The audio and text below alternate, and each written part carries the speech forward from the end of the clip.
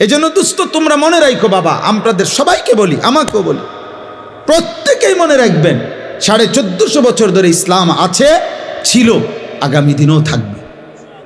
ইসলামের বিজয় হবে, কালেমার বিজয় হবে। মাহাদি এই পৃথিবীতে আসবে, দাজ্জাল প্রকাশ পাবে এবং দাজ্জাল নিহত হবে। ইয়াহুদীদের শেষ ব্যক্তিটা নিহত হবে।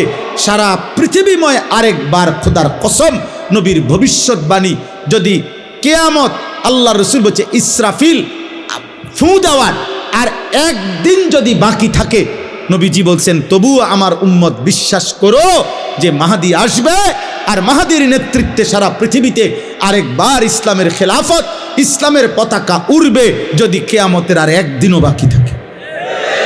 এটা হবে।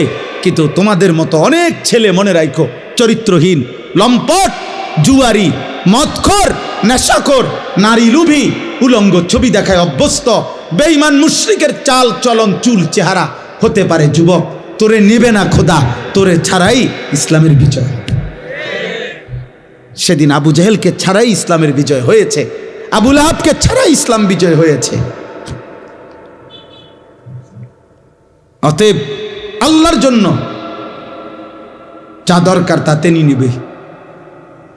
পৃথিবীর কেউ জানতো না এই শহীদ শরীফ উসমান হাদি রাহিমাহুল্লাহ তাআলা, এই ইমানদার যুবক এত সাহসী ছিল, এত ইমানওয়ালা ছিল, এত বেশি হিম্মতওয়ালা ছিল।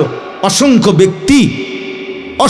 ব্যক্তি এমনও ছিল গুলিবিদ্ধ হওয়ার আগে যারা তার নাম কোনোদিন শুনেও নাই, কিন্তু আল্লাহ তাআলা আল্লাহর বান্দার কলিজায় কলিজায় তার নাম বসায় দিছে, কলিজায় কলিজায় বসায় দিছে।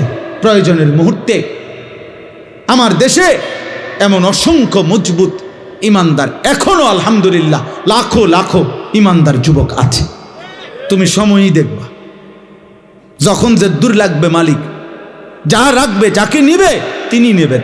মূলত হেদায়েত দেয় কে? ফয়সালা দেয় কে? নবী সাল্লাল্লাহু আলাইহি সাল্লামের হাতে অনেক লোক কালেমা পড়ছে কিনা? তো আবু তালেব পড়লো না কেন? ফয়সালা কার হাতে?